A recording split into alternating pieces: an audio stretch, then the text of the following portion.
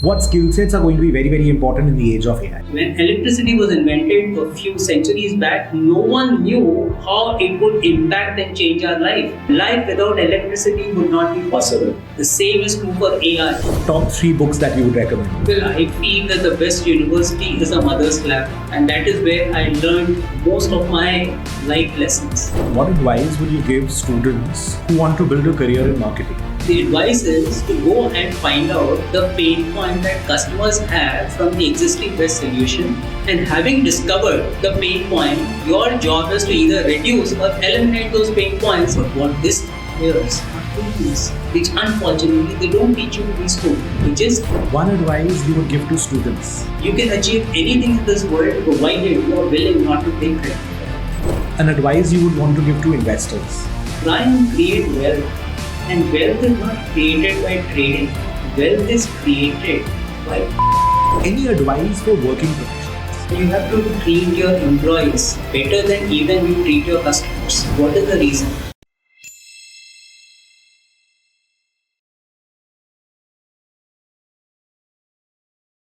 So it's always finance for me. So when we're looking at finance, when we're looking at valuation, so there is obviously going to be some impact when we're looking at maybe increasing the marketing budget, maybe looking at the branding budget, etc. So ultimately the marketing and branding activities need to lead to profitability, to sales, to valuations. So my next question is, branding leads to valuation increases. So how does it work? Ashwini, brilliant question. So I'm going to share with you how branding leads to increase in valuation. Okay.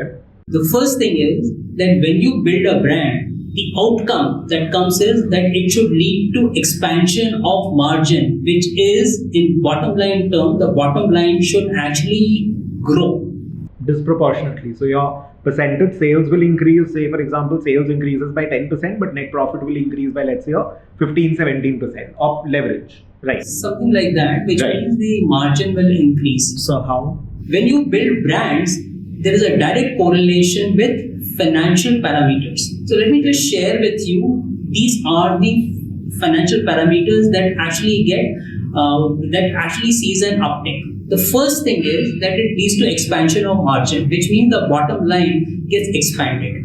The second thing is it leads to de-risking of business, because there is this very beautiful study that has been done which says that 20% of your existing customers in the long run will contribute 80% to your sales. The third thing is called brand stretchability. If your brand enjoys high brand equity, you can stretch it to various segments within the industry or outside the industry. The next thing is that in the unlikely case, if something goes wrong with your brand, or the customers or large number of customers have had a disagreeable experience with your brand, if your brand equity is high, customers are more likely to be forgiving and say, okay, this is one-off. Then comes the cost of customer acquisition falls. Right. And not just cost of customer acquisition, but the customer attrition rate falls. And lastly, and which is very important in running a business, that companies which have strong brands, they are able to attract better employees, they're able to attract better channel partners, and they are able to attract better brands which would want to do some strategic alliances with you. These are just a few advantages that you have when you build a brand, and the brand starts enjoying equity in the market. Right. So there's a direct correlation with the valuations of the company as the brand grows. So basically your customer attrition goes down, new customers it's easier to attract, cost of acquisition of a customer goes down. So with the same marketing budget or an enhanced marketing budget with the per unit cost of acquisition is low, so your sales increases basically. And if your sales is increasing, your economies of scale kicks in, your margin widens on both the ends. One with increase in sales, lower marketing cost per unit, and also because of the economies of scale as your production is enhancing. And plus all the stakeholders are happy in terms of associated with employees and mergers or anything, because the company has got brand equity. Perfect. So we are looking at a perfect correlation, not a perfect correlation from a mathematical standpoint, but a absolute relationship between the brand and the equity valuation. So when we're looking at this, what are the measures or the metrics that we're looking at in terms of measuring the impact of brand? How do we look at that part? So let me share with you 11 parameters that you should look at before you value a brand. 11. Okay. So the first one is the price premium. Does the brand that you're valuing, does it command a price premium in the marketplace? Okay. So Apple does command a premium over Samsung, for example. Right. That's one example. Right. So in general, take the brand that you're valuing and take the biggest competitor. Samsung. Correct. Right. And then see the price premium that the brand you are valuing is able to command over the biggest competitor it has. So the price difference between, let's say, a Samsung phone versus an iPhone. That's right. Perfect. That is at the MRP level. Right. The second thing is called the Net Promoter Score. Net Promoter Score. Right. Net Promoter Score is go to the customer of the brand and ask them a simple question on a scale of 1 to 10. Okay. How likely are you to recommend the brand to your family and friends? Okay. Net Promoter Score. So the existing customers on a scale of 1 to 10, whether they are going to be promoting, or basically kind of feedback or kind of a rating for the product from the users of the customer. Can we call it that? Not rating. Okay. So the choice of word and among whom the choice. So let me just state the question again. Okay. How likely are you to recommend this brand to your family and friends? Right. To your friend and family, you will never recommend a bad thing. Right. So it has to be for family and friends. Family and friends. Right. And if I were there, just add another thing, mother. How likely are you to recommend this brand to your mother? Because to your mother, you can never lie. Absolutely. Right. So one is, मेरे को फांसी लग जाएगी लेकिन मैं ये recommend नहीं करूँगा. Correct. और 10 है, मेरे को फांसी लग रही है और पूछ रही है कि तुम्हारी आखिरी ख्वाहिश क्या है, तो मैं बोलूँगा आखिरी ख्वाहिश ये है कि दुनिया में सब लोगों को ये ब्रांड यूज करना है. Okay. That's Net Promoter Score. Right. So 1 to 10. Right. So you have to score high on Net Promoter Score. Right. The second is called Customer Effort Score. Okay. What is a Customer Effort Score?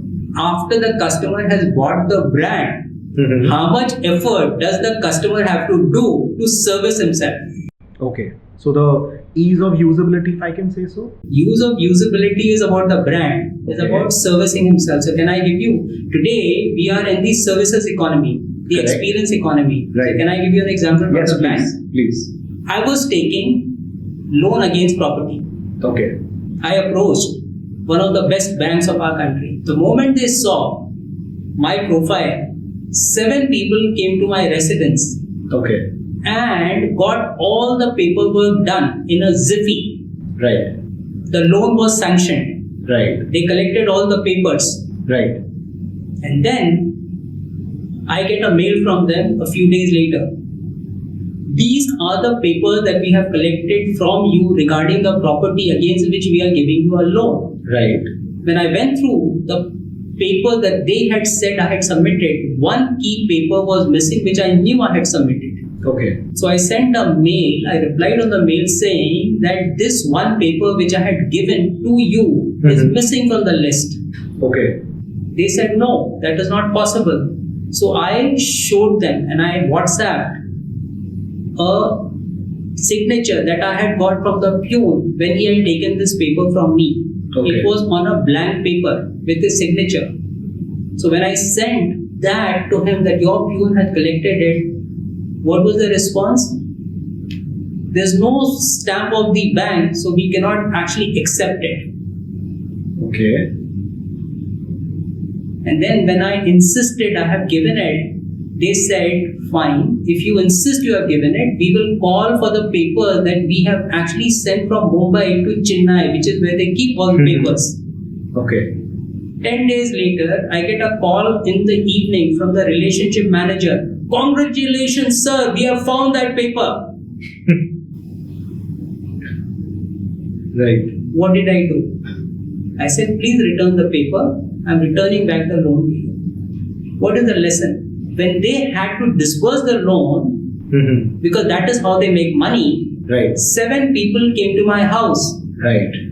But once the loan was disbursed, how much effort did I have to get myself serviced? Right. Was very, very, very high.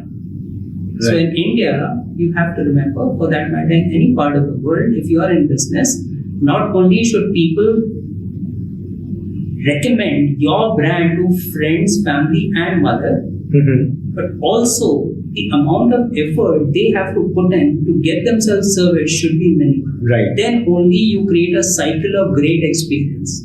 Right. That is the third parameter you have to look Right. at. The fourth parameter is called innovation index. Right. What is innovation index? The brand that you are valuing is from a particular industry. Correct. For the last 10 years, take all the innovations that have happened in the industry and then ask the brand owner, how many innovations have you contributed in the last 10 years? If they have contributed none, which is zero upon whatever is the number of innovation of the industry, that means it is a follower, not a leader. Right. Fifth, a ratio you need to study. It's called the ATL divided by BTL. ATL to BTL ratio. ATL is above the line. Right. BTL is below the line. So what should be the ratio? For great companies who we admire, whose products are very popular, ATL to BTL ratio is 70-30. And for companies who buy sales, the ratio is 20-80. A very simple thing. Look at the data. If ATL is less than 70%, they are buying sales. Right. Then comes, like we have customer net promoter score. Look at employee, stakeholders, channel partners, employee promoter score. Okay. Will an employee recommend the company to his family friend? To work or to buy the product? To work. To work. Correct. Will the channel partners recommend his other channel friends and family members to take the distributorship? Right. And again, the seventh, look at the customer effort score. After an employee joins a company, if he has to get anything done within the company, is it easy or difficult? Okay. Employee effort score. Okay. Then comes the eighth one. What is the intangible asset hidden inside the company? How will you measure that, sir? And the answer is simple. If it's a public quoted company, Right. just calculate the market cap Versus the book value? versus the book value, subtract that too. Right. But if it's not a public quoted company, then what shall you do? Then you have to arrive at the price of the company using any of the standard matrix that you would have done and subtract the net worth by looking at the balance sheet. Right. Higher the intangible asset, The better the branding. the better is the brand. Right. And please remember here, intangible asset just does not capture only the brand value. Right. It captures many other intangible assets like people, distribution, Correct. infrastructure, a Processes, whole lot. everything. But it is a great indicator that the Right. brand is powerful. Right. Then comes the ninth one. Channel partners. ROI. If your brand is weak, you have to give a higher ROI to the channel partners. Right. And if your brand is strong, which means the velocity is good, then ROI is less. Look at the ROI. Then 10th. What is the margin that you're giving your channel partners, which is in this case retailers? If your brand velocity is low, high retail margins. Right. And if it is less, then obviously you make more You money. pass on less, of course. Asian Paints, for example. And 11th, look at all the parameters. When you look at all this, you have to only understand how much money are they spending in BTL. Because the more they spend on BTL, they're not building a brand. They're artificially buying sales. Right. Right. So if you look at these 11 parameters, sir, you'll be able to get a good idea.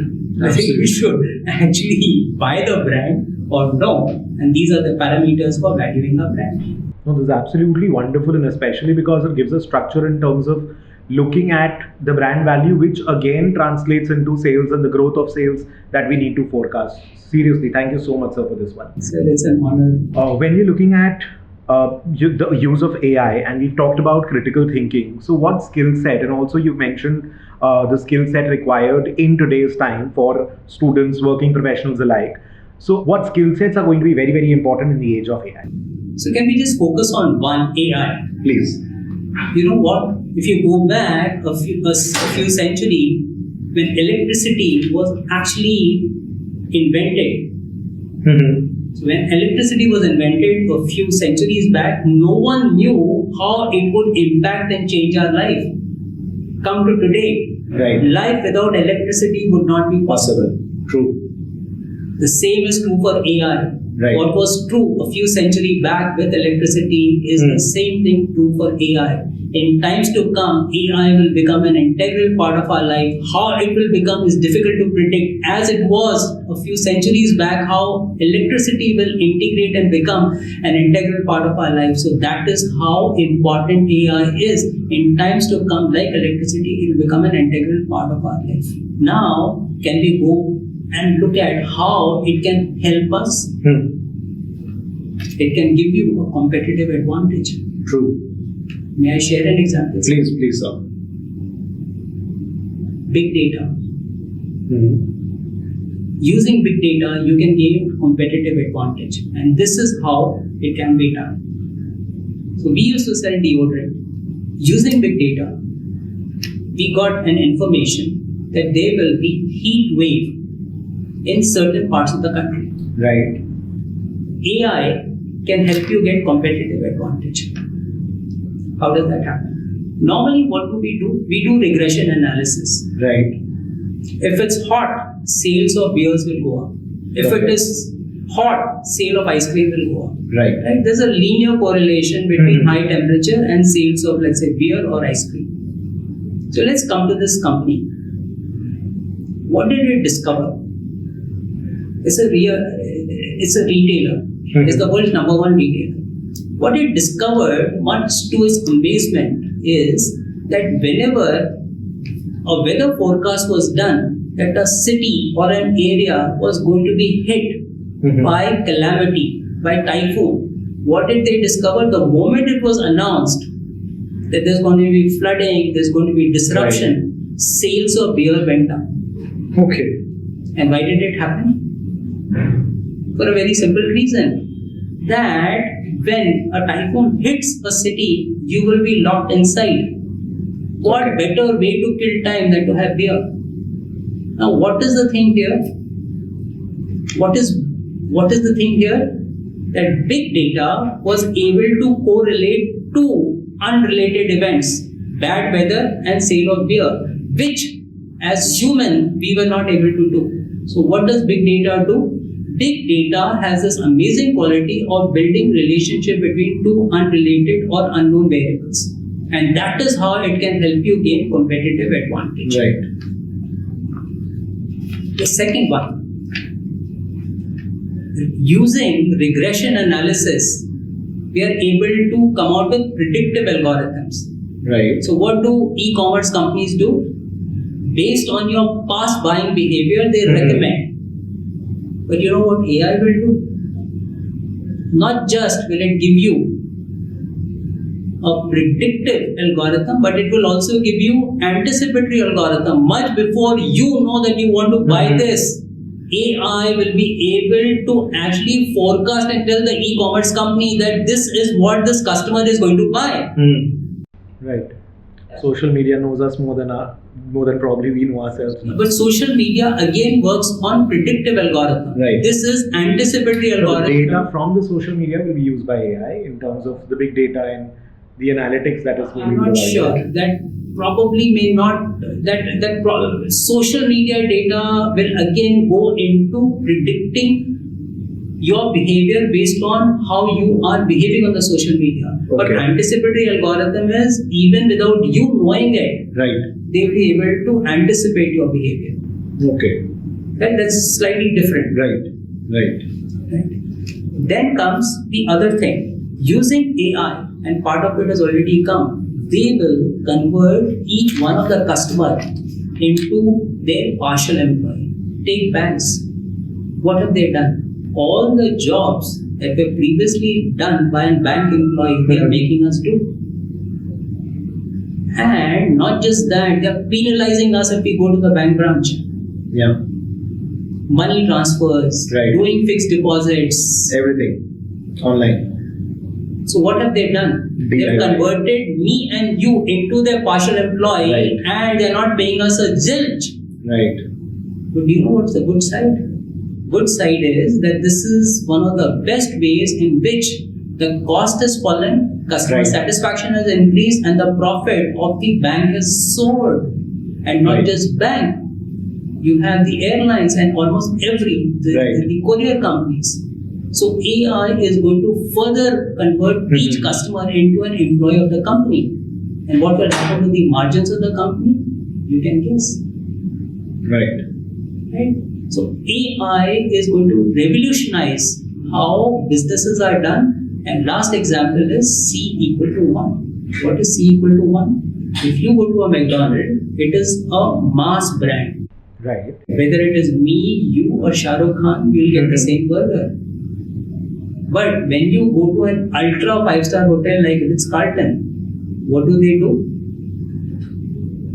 They don't ask you to order from a menu. What they do is they ask you what kind of a burger do you like, and they craft a burger to meet your taste. Okay. Now, AI will be able to help companies make sure that each and every person gets the burger of their choice. Okay. So that's C equal to 1. So the moment you personalize solutions, the moment you convert customer into partial employees of the company, the moment you are able to anticipate what customers want even before they know it, are all the ways in which business will transform. Wow. Interesting. So what advice would you give students who want to build a career in marketing? Well, the advice is very simple. The advice is to go and find out the pain point that customers have from the existing best solution. And having discovered the pain point, your job is to either reduce or eliminate those pain points and communicate to the customer that this is what I've done. But what this requires have two things, which unfortunately they don't teach you in B-School, which is compassion and empathy. Can I tell you a small story? Yes, please. If we go back in time, you would know that Ram Bhagwan had to actually go through the forest. Right. So one day, when he was resting, the goddess of forest appeared and asked Ram Bhagwan कि मैं क्या कर सकती हूँ आपके लिए? तो उन्होंने बोला कि जिस रास्ते से मैं आया हूँ, उसमें जो भी कांटे हैं आप हटा दीजिए, क्योंकि भरत मेरा भाई मुझे ढूंढते ढूंढते आता होगा। तो वन देवी ने पूछा कि आपके भाई इतने कमजोर हैं कि वो कांटे को सह ना सकेंगे। उसके आंखों में आंसू आ जाएंगे ये सोच के कि मैं उन कांटों पे चला हूँ।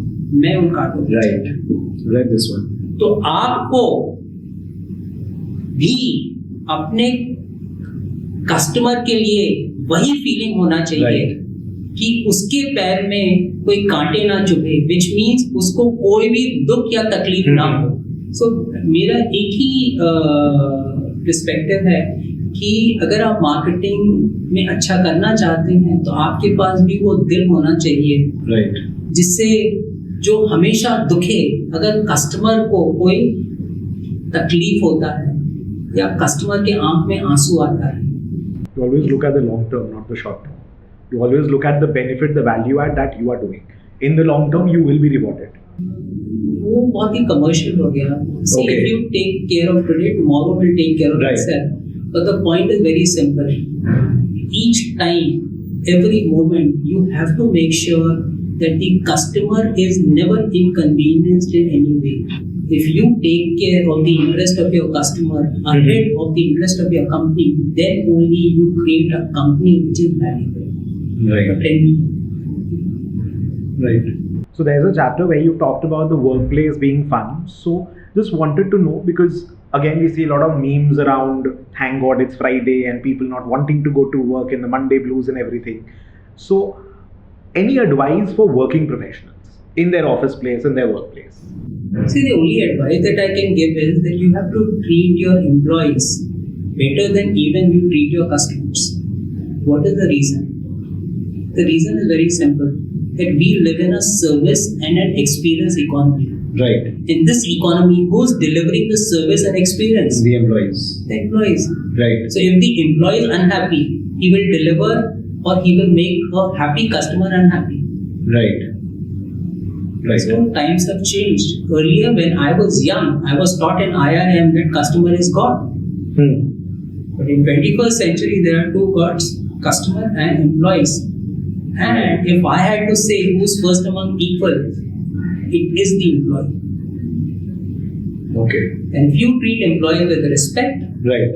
and make them happy, they will make your customers happy, who in turn will give you business, repeat business, who will give you positive word of mouth. The business will grow, the company will be happy. So, a few quick questions.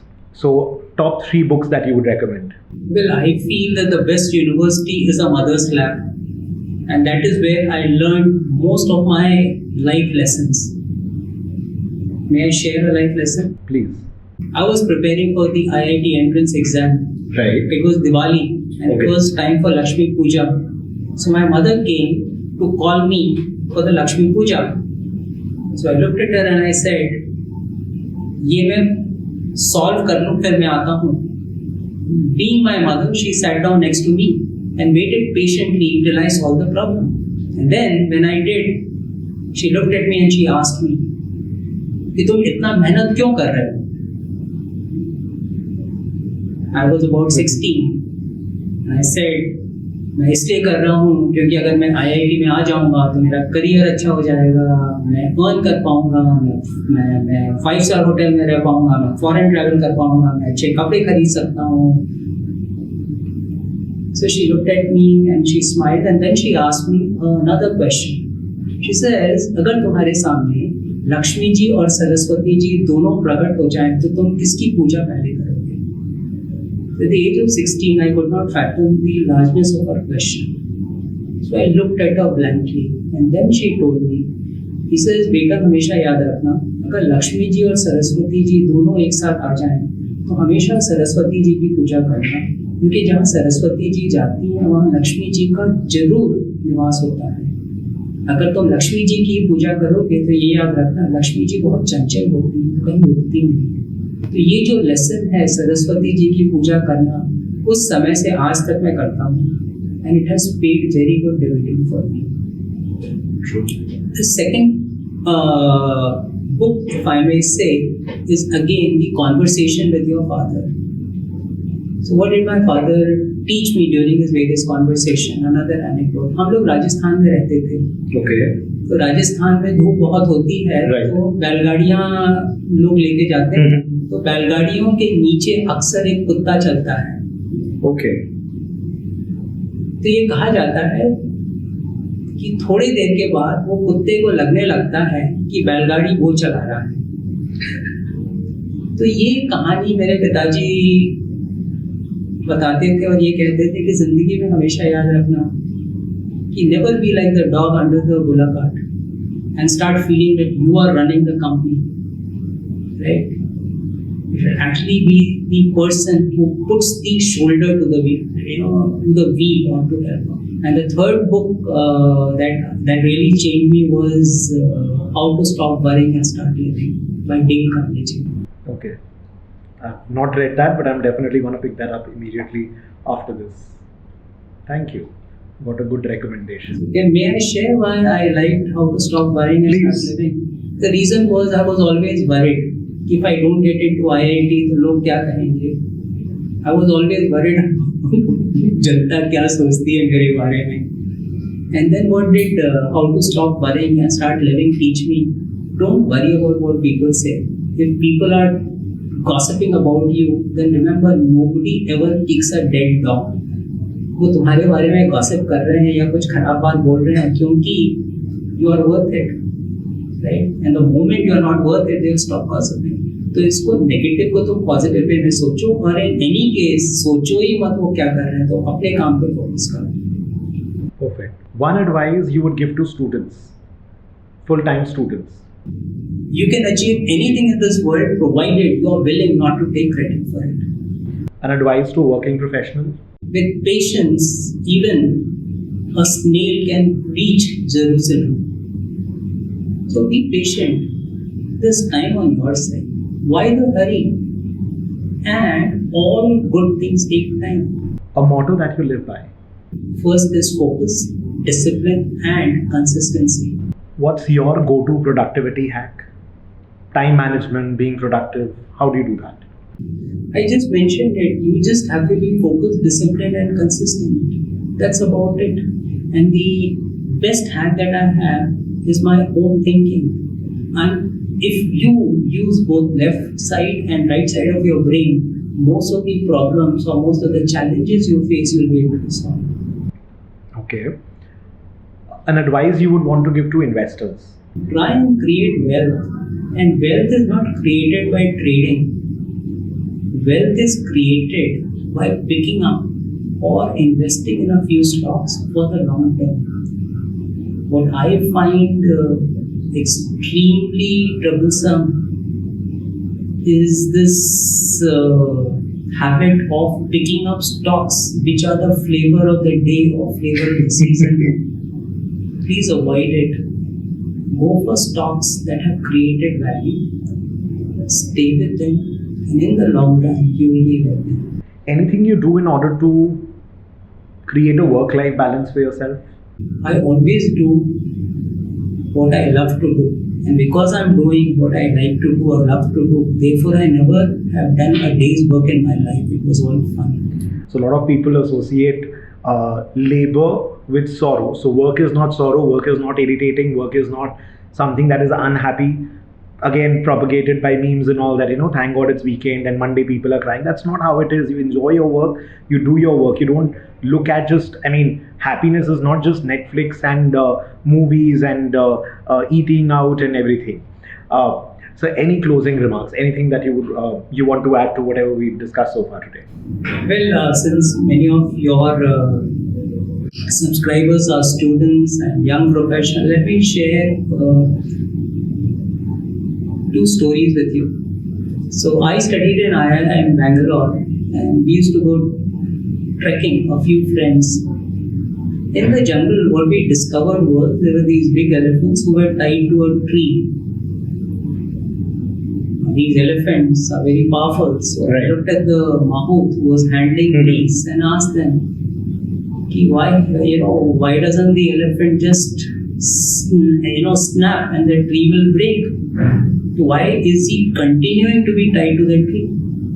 So the mahout who was handling those elephants looked at me and he said, कि sir ये जब छोटे थे तब हम इनको chain में बांध के रखते थे पेड़ से, और ये बहुत कोशिश करते थे कि किसी तरह मैं तोड़ के निकल जाऊं, but because they were small, they had less power, therefore they just could not break the tree trunk. तो इनके दिमाग में बैठ गया है कि मैं ट्री ट्रंक को तोड़ नहीं सकता हूँ. Now that they are big, they just have to give one snap and the tree will break. But क्योंकि इनके दिमाग में बैठा हुआ है कि मैं पेड़ को नहीं तोड़ सकता, इसलिए they calmly remain tied to the tree. What is the lesson for us? In the past, we may have failed, but now, with passage of time, with greater learning resources, with greater skills, greater experience that we have acquired,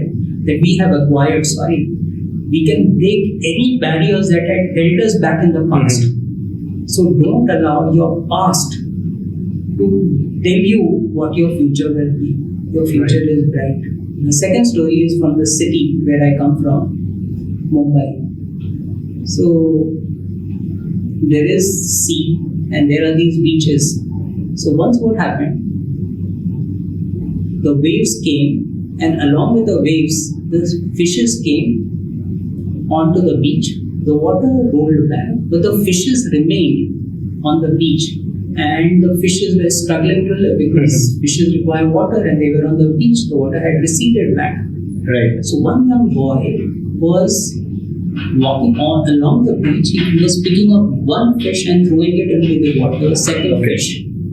An old man who was walking behind this young boy looked at the boy and said, "There are so many fishes, does it make a difference?"